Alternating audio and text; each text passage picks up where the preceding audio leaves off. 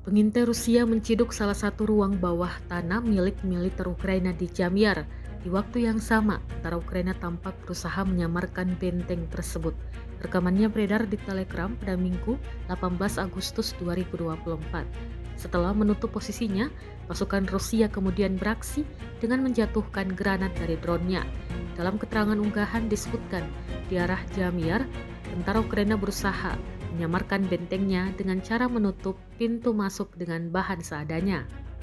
Namun upayanya gagal. Granat yang dijatuhkan pasukan Rusia sukses meledakkan ruang tersebut dan melukai sejumlah tentara Ukraina di dalamnya.